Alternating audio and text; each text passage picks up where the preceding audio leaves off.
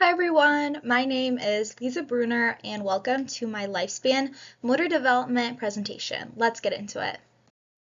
I am currently 19, almost 20 in December, which isn't very long in the big picture, but these 2 decades have been full of amazing development, changes, and growth.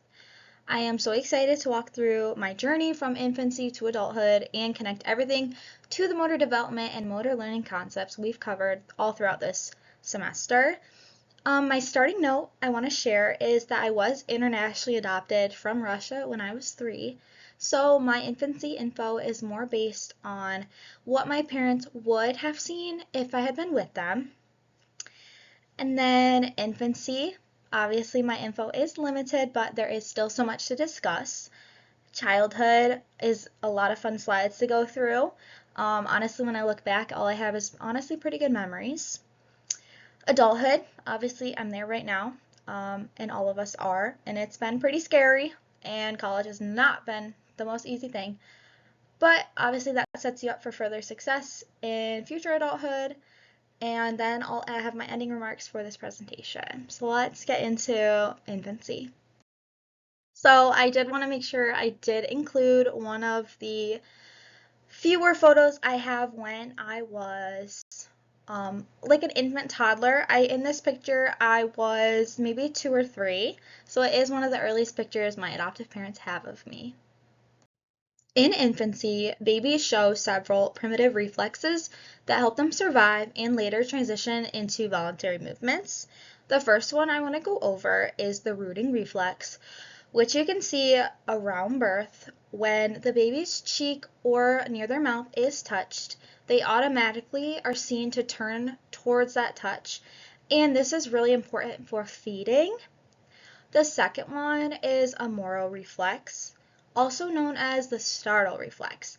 This happens when a baby feels like they're losing support, like they were going to get dropped or shaken, or they hear a loud noise, and their arms and legs extend and then they contract back in. So they definitely look startled. Then we see also the plantar grasp reflex, where their baby's toes curl when the bottom of their foot is touched. This usually starts when they're 2 to 3 months in, and it disappears around 12 months. And then lastly, I wanted to include the grasping reflex. This is when a baby's palm is touched, they grab it automatically, as I showed in the photo included. Next, I wanted to share about the voluntary movements in infancy. So honestly, at the very beginning, around 1 to 3 months, we notice head and trunk control in babies. And this is just really important for the early posture development of infants and toddlers. About 4 to 6 months in, we notice reaching and grasping, and this is just their fine motor control starts to emerge. So you see babies starting to pick up toys, blocks, moving their hands more, feeding themselves even, and that's really important as well. And then about 8 to 15 months, it depends on the baby obviously, but we see crawling, which turns into walking, and this is definitely just the major gross motor milestones. So for these, I did include photos found from the Bing photo generator on presentation PowerPoint, just because I don't have photos of these since I was not with my current family from an infant. But this is most likely what my parents would have seen and would have seen me accomplish, hopefully within these same timelines listed. Just really quickly connecting these infancy concepts all together, we noticed that the main development happens from head to toe and then from our center to outward, or head to tail and near to far. And this is just what establishes the voluntary movements, posture, and coordination. I see that's a little bit cut off with my lovely little photo of my parents once I was adopted. This is us in Russia in the big square, and that is my sister, my mom, and dad with me. Next is going to be foundational motor skills. Moving into childhood, I began to develop foundational motor skills At age 3, I could jump off 2 feet and land with balance and control, per what my parents told me, and that shows a more mature jumping pattern. I also loved running. My adoptive parents said I was very active and coordinated, even when they first met me. I fed myself, I opened things by myself, I was very good at stacking things, I loved playing in the snow. And over time, running becomes more mature when kids use opposite arm and leg motion and have a flight phase. I have also demonstrated throwing movements. I was seen using an overhand throw, which is a more mature throw, which involves trunk rotation, and also sometimes using different feet for balance, like putting one foot in front of the other. And then I definitely tried to include some photos of definitely just these motor skills, I guess. There's one of me jumping. I'm on the beach. I think I want to say I'm 11 there.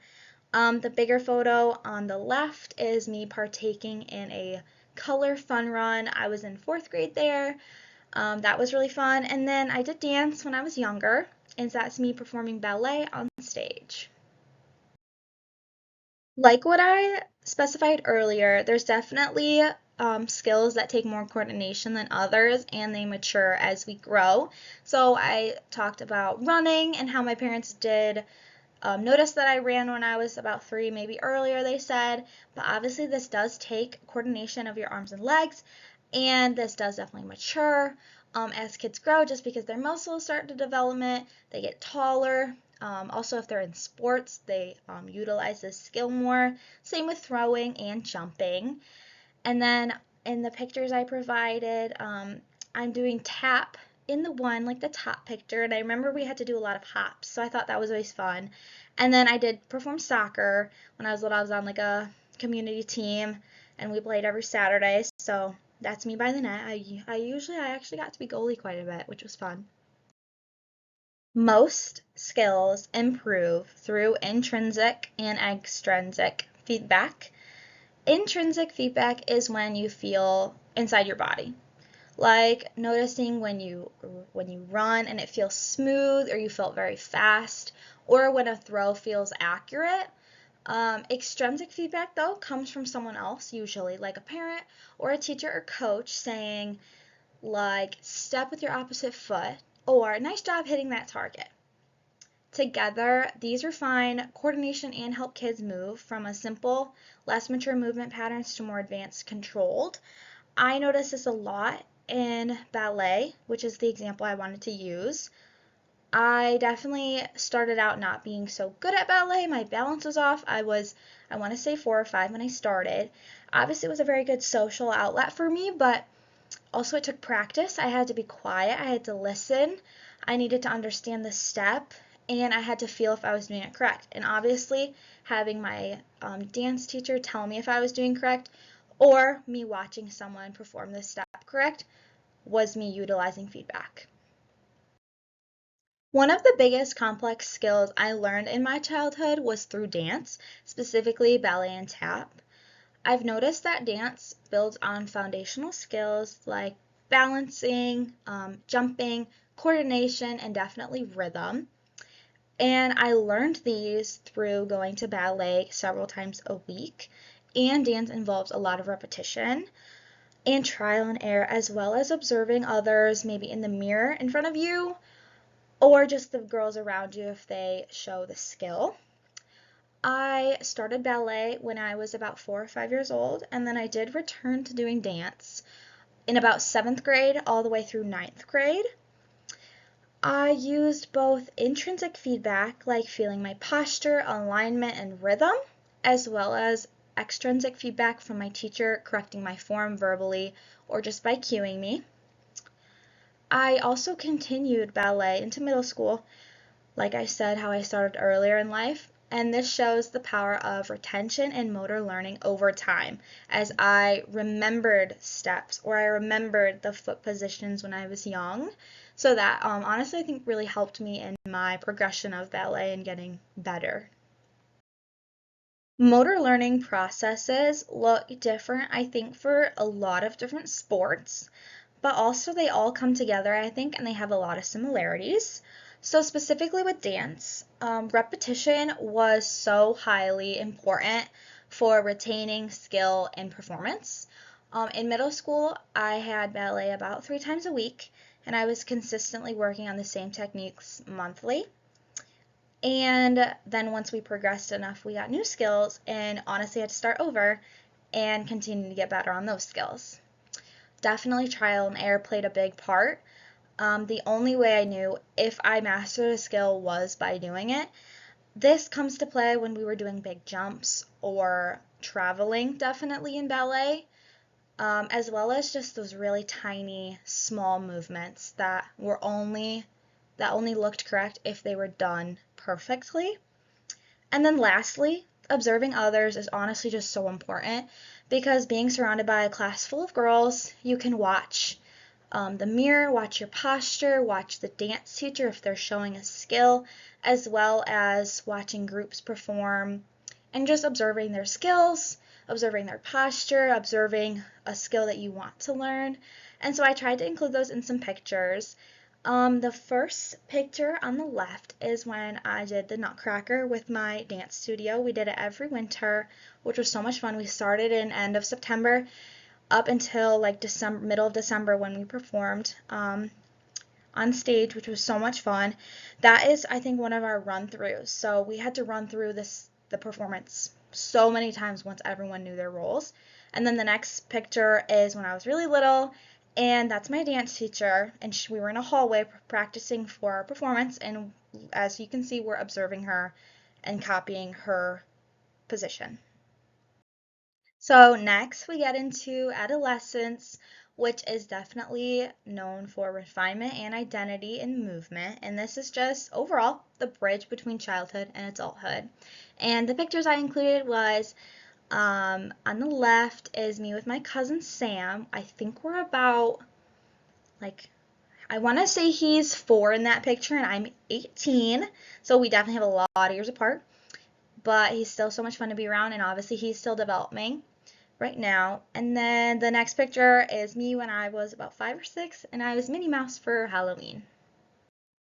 In adolescence, everything changes physically, socially, and emotionally.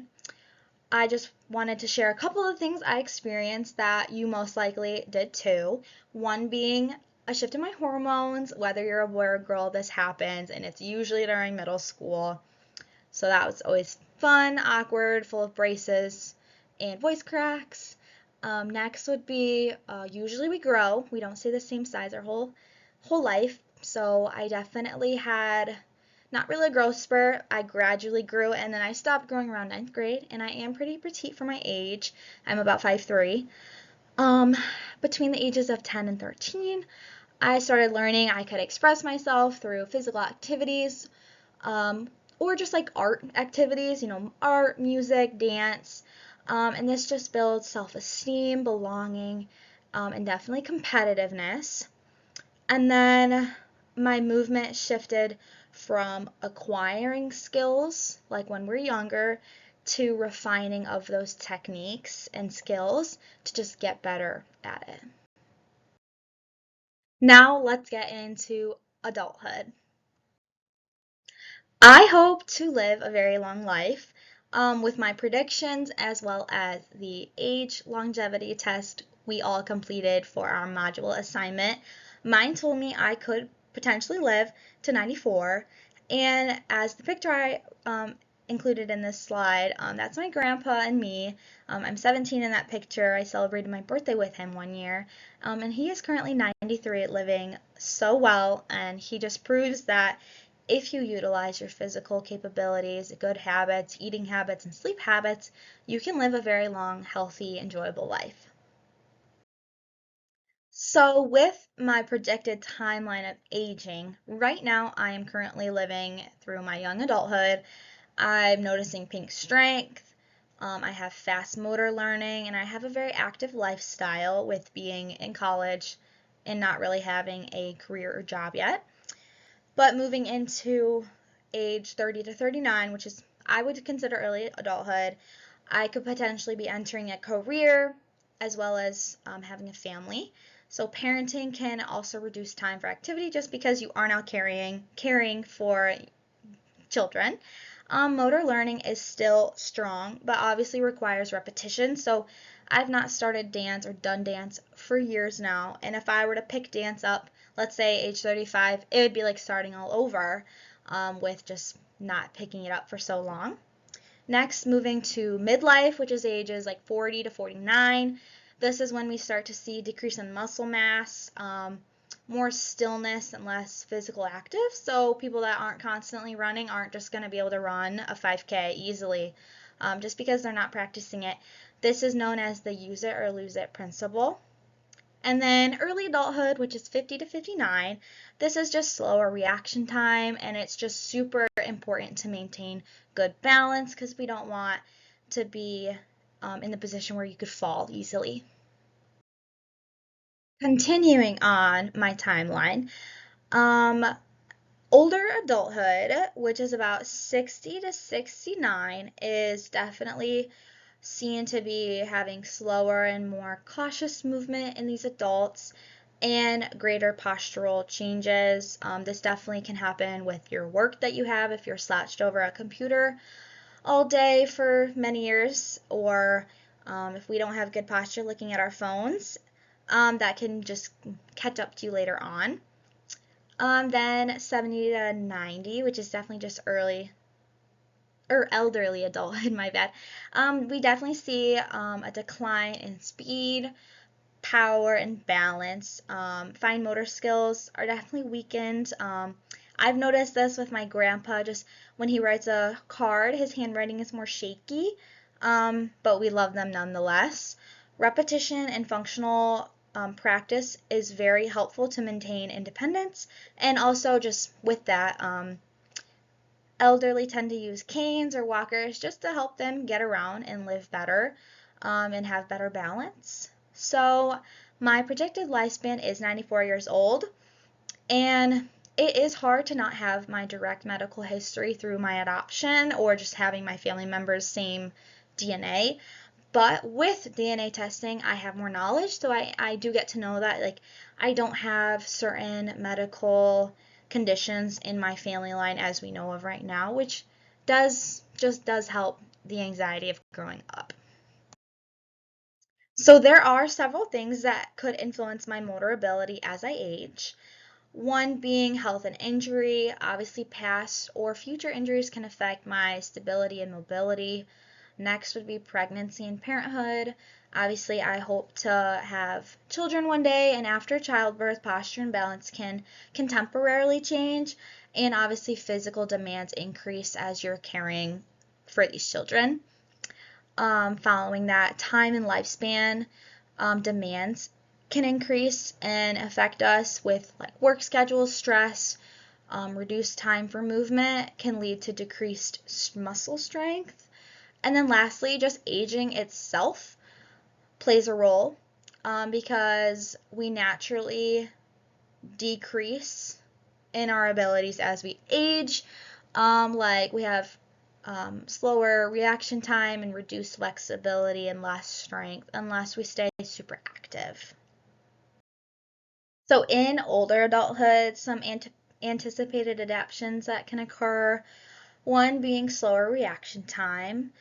Because our nervous system ages, this is seen as our signal transmission becomes slower, so our movements do take longer time to initiate. Also, reduced muscle strength is seen.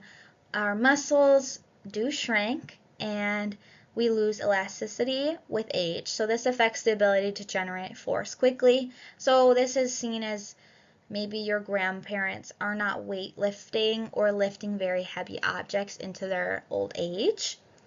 And lastly is decreased balance. Changes in our vestibular system and our joint stability definitely make balance more difficult. And because of this, older adults, like my grandparents, are seen with using walking devices or canes to help stabilize themselves, just to prevent any balance accidents, I guess. And the pictures I included are one is on the top is me and my grandma, And I noticed she did start using a cane or a walker when I was in like late middle school. And my grandpa, actually, in the lower picture with my sister and I, he has a prosthetic leg from an accident he had in his early 50s, but he has great balance. Actually, he's definitely slower, but I have not had to seen him use a walking device. Thank you so much for watching my presentation and learning about my motor development story. It's been very meaningful to connect my personal experiences with everything we've studied in class. Um, Little Liza right here is signing off, and if you have any questions, I'd love to answer them. Thank you so much. Bye.